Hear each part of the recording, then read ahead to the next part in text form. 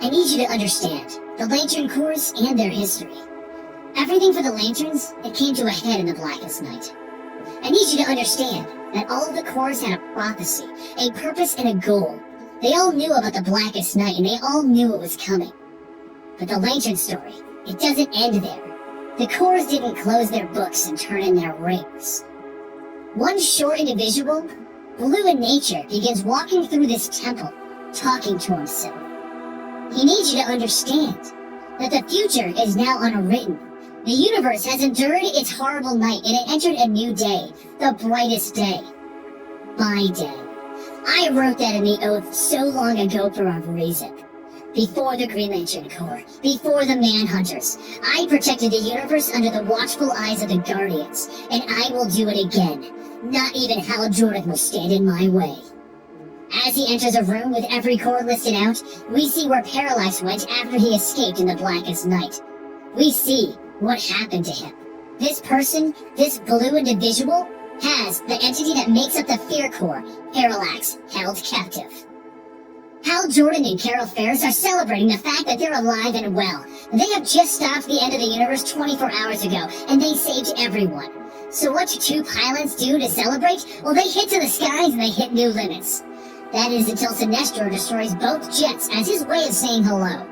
Hal and Carol whip out their rings to get ready for a fight, but Sinestro stops them. I'm not here to fight. I found the White Lantern and the entity, and it's asking for you, Hal.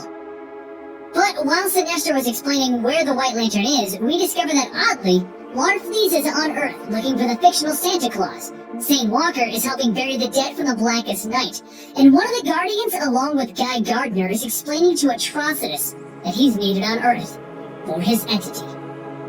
So Hal, Sinestro, and Carol all head to New Mexico, where the White Lantern is just sitting there, all by itself. No one knows what it is or where it came from or even why it's here. So they each put a little effort into lifting it and discover that no one can. Almost like it's the sword in the stone. But when they decide to lift it off the ground together, that's when something happens. That's when the White Lantern speaks. It cries out to the three lanterns standing in front of them. Help me live! Around Hal, Sinestro, and Carol appears the constructs of everyone the White Lantern has revived, and it tells Hal Jordan to find them. He looks around confused and he says, Who? And it states, find the Predator, Orphodine, Adarum, Proselyte, the Butcher, and Ion. And Sinestro realizes what this is. Hal, it wants us to find the entities for each Corps. The problem is, my listeners, Hal, Sinestro, and Carol are already behind the curve, as our mysterious blue-skinned individual from the start is already at the location of Ion, the entity for the Green Lantern Corps and the entity for Willpower. Ion is actually being kept by one of the noblest of the Green Lantern Corps members, and the power is being used to keep his son powered up. Our mystery person then takes Ion and he jails him up alongside Parallax. Well, while this was going on, Hal discovered that Atrocitus is on the planet Earth, and he heads over there to discover why. After a few blows are exchanged, in what also involves a cameo by Lobo, Hal discovers that Atrocitus is here to get his entity, the Butcher. And he explains that he is here for the entity because someone is capturing them all. Someone is traveling the universe to trap each entity, and currently already has Parallax and Ion. Atrocitus then explains that the rest of the entities are all trapped on Earth right now, looking for new hosts. He then takes off, so Hal realizes that Carol, Sinestro, Atrocitus, Larfleeze, St. Walker, and himself are all going to need to team up to capture these entities for their own protection. And while he and Carol are both worried about how deadly they can be, Carol says, maybe they're like the Corps, and maybe they aren't all bad. During the discussions with Atrocitus, though, our mysterious villain has arrived on Earth, and he's talking to an old Green Lantern villain. If you help me, I'll help you, Hector Hammond. So our journey to assemble the Corps begins with Hal Jordan flying to Minnesota. You see, the local police have been reporting about a dog-looking monster going into people's houses and stealing things, and then he holds up in the local forest. So Hal takes a stroll through the forest until his ring warns him that the light of Avarice is closing in around him. Hal looks around worried, and he realizes that the light of Avarice is just Larfleeze's constructs putting up Christmas lights? He throws a few constructs at the Orange Lantern goons and they flee, leading him right to Larfleeze, whom he finds hunched over a desk, writing a note. He asks Larfleeze what he's doing on Earth, and Larfleeze just says, I'm writing. What does it look like I'm doing? Now I'm very busy, Green Lantern. Go away. But Hal's not to be brushed off so easily. No, I mean, what are you doing on Earth? I live here now, Larfleeze says matter-of-factly. Well, Larfleeze explains that he wants to live on Earth because here everyone shares his greedy urges, and he wants to stay here until Christmas, because that's when Santa Claus arrives. Side note, if you want to know what happens with Larfleeze and Hal for Christmas, now that he wants to meet Santa Claus, check out our Orange Lantern Christmas special, because there is a story there. Anyway, Hal shrugs off this weird desire to be here and asks Larfleeze about his entity. Does Larfleeze know where Orphedyne is? Larfleeze just holds up his lantern and says, I have him trapped in my lantern. Hal is a little surprised that that's exactly what the entity is, and he explains to Larfleeze that they're trying to save the other entities from something that's trying to kill them. But Larfleeze just looks in awe. What do these entities do? But Hal ignores him. Can you show me how you trapped Orphedyne, he asks. And just then, the orange lantern is taken from Larfleeze and it floats over to Dr. Hammond. Larfleeze freaks out. That's mine! And he begins to throw as many orange constructs as he can at Hammond, to the point where he's actually getting in Hal's way. Meanwhile, while all of this is going on, St. Walker is prepping a vessel for his entity to take over. Adara, the entity of hope, has arrived on Earth. Back with Larfleeze and Hammond, Hammond decides that he'll just use his giant head to swallow the entire lantern. And while Larfleeze can't believe that this guy actually ate what was his, a voice inside of the lantern says, through Hammond, it's time for a makeover. Orphedyne then takes over Hammond's body, making him the host of the entity of Avarice. A worried Larfleeze looks at Hal and he says, you know, it was a bit tricky to trap my entity in my lantern. And Hal just nods. I figured. The oversized Orphedyne possessed Hammond reaches out and grabs Larfleeze with his tongues. You dare enslave me? But Hal steps in to prevent Larfleeze from being eaten. Are you eating aliens now, Hector? Isn't that a little over the top even for you? And that's when the personality of Hammond takes back over, and he realizes that the one thing he's always wanted is now in his grasp. The one thing that will now become his. Carol Ferris, and he takes off at light speed. Hal and Larfleeze look at each other, and Larfleeze jumps on Hal. My lantern, I can't live without it! So Hal takes Larfleeze with him to Carol's last known location, in Las Vegas. Meanwhile, Carol is patrolling through Las Vegas looking for the Predator, the entity of love, when her ring picks up an extreme amount of lantern energy. Assuming it's the Predator in action, she runs over to the location, only to find Larfleeze running around Las Vegas singing, Viva Las Vegas! I've arrived! The problem is that this isn't what Carol is sensing, as the Predator has taken over a host and a man who's been pining after a girl that he couldn't have. Seeing Carol, the Predator laughs at her and says, you are not the one I am here for tonight, and he blows her out the window, surely to plummet to her death. Except, Hal catches her in a Green Lantern Lazy Boy chair construct. I wonder if those come in various other brands. The host of the Predator keeps calling out for a woman named Elisa to love him, as Carol and Hal begin to battle with him. Larfleeze then jumps in since the Predator just ruined his buffet, but Larfleeze gets removed from the battle quickly as the Predator shows him the one thing that he loves and he wants. His family. And that his family is actually still alive. Larfleeze is confused and he falls to his knees.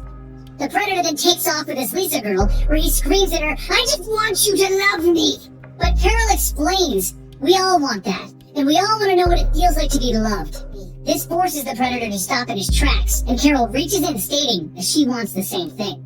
She then kisses the host of the Predator, which pushes the Predator entity out of the host, and then the Zemarians use this chance to teleport Hal, Carol, Larfleeze, and the Predator to their homeworld. You see, the Zemarians are the keepers of the Star Sapphire rings. They are also known as the Guardians of Love, and they explain that they plan to trap the Predator. But Carol jumps in the way and tells them that they can't. The Predator didn't do anything wrong. Unlike the other entities, the Predator doesn't infect its host. It's infected by its host, and it took a host that just doesn't understand love. The Zemarians decide to restrain Carol as she's preventing them from trapping the entity, but the Queen steps up and says, no, she's right. Thus, with her last breath, she declares that Carol Ferris is her successor, and then she dies. Every Zemarian then turns to Carol and declares, all hail Carol Ferris, the new queen of the Star Sapphires. Boy, that escalated quickly. Meanwhile, Atrocitus and Sinestro are searching in Montana for the entity of Rage, and the entity of Hope, Adara, seeks out a young girl who's in a bad situation and joins with her. Back in the homeworld of the Star Sapphires, Larfleeze is going to town trying to kill the man who was hosting the Predator for stealing his privacy when Hal arrives and he tells him, damn it, Larfleeze, when you work with me, you don't cross the line. Confused, Larfleeze yells at him, "I didn't cross any line! Who's crossing what line? Is there a line at all?" But before they can continue, Sane Walker calls to Hal. "Come celebrate with us. Adara has chosen her host." Well, this can't be good. Hal and Larfleeze arrive just in time to see the young girl that Adara has possessed, and Hal begins trying to figure out what he needs to do to actually fix this. But when Larfleeze arrived, he got struck with hope. Adara informs him that his family is in fact alive, and they do in fact know he's alive, and they miss him. Adara then reaches out to connect with Hal when the Flash runs through and wants to know, "Alright, what's going on, Hal? Explain this right now." Meanwhile, the entity of compassion has found its host in a dying EMT. Hal explains to Flash that he has the whole thing under control. It's fine. Flash can just go back to the Justice League and call it good. And that's when Adara states, "All will be well." Hal just looks sheepishly at the Flash and says, I'm planning to fix that."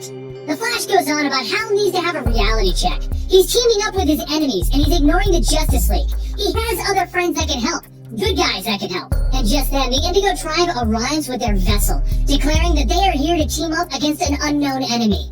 And they bring their entity with them. Hal and Flash realize right away that something is a bit odd, because the Indigo Tribe has Black Hand with them. They question Indigo 1, but she says that she gave Black Hand the ring, and they gave him compassion. They then explain how Indigo rings work to Hal, and he realizes that the Indigo rings just brainwash their users. As Hal quickly gets his ring ready to attack Indigo 1, now that he realizes that she's just brainwashed, and stating that he doesn't know if he can even trust the Indigo Tribe anymore, our mystery villain finally arrives. But he isn't alone. He comes in riding Parallax, the entity of fear, and he sends it into Flash to possess him. Parallax quickly uses the Flash's speed to begin wrecking Hal. Realizing that he won't be able to beat Flash's speed, Hal drags him off the ground and into the sky. But Parallax is too powerful, and he uses his powers to break free from the constructs and get back on the ground in a hurry, where Hal straight up challenges him. "I know what you want, Parallax. You want me. What are you afraid to try and take me over again?" But our mystery villain stops them. "You will not try, Parallax. You will not take over Hal Jordan again. With his previous experiences, he will likely resist you." And that's when we see who this mystery person is. Because Hal states that he looks like a Guardian, but he has emotion. So at that moment, Sane Walker, Indigo 1, Larfleeze, and Hal Jordan all turn on this villain, this evil Guardian. And he just laughs. "Thank you for bringing all of these entities into one location." And then he just absorbs them all. Hope, compassion, fear, all join his collection as he removes his bandages and he reveals that he is Krona, the Renegade Guardian. You see, Krona was a Guardian who wanted to explore the origins of the universe, and when he found it, he accidentally created the antimatter universe. Due to this, he was banished long ago by the other Guardians. Meanwhile, Atrocitus and Sinestro are in an enormous fight with the Butcher and the Spectre, but it ends with Atrocitus getting the Butcher and placing him into a pocket dimension. You know, the same one where he keeps his lantern. Hal begins to unload everything into Krona, but then he discovers it was Krona who invented the lantern technology that enabled the trapping of the entities. And just as Hal figures this out and Krona is absorbing the energy of the ring, Hector Hammond finally returns with the entity of Avarice. At the same time, Atrocitus and Sinestro arrive with the Butcher to join the fight. Hammond inspects Atrocitus, and he realizes that the Butcher is being kept in the pocket dimension. And Krona declares, "I invented that also!" And with that, he reaches into Atrocitus' pocket dimension, and he pulls the Butcher out. Krona then declares, "I've done it. I have all of the entities, and now I can leave this wretched world and begin my conquest." He then hits every lantern owner with a sheer blast of emotion.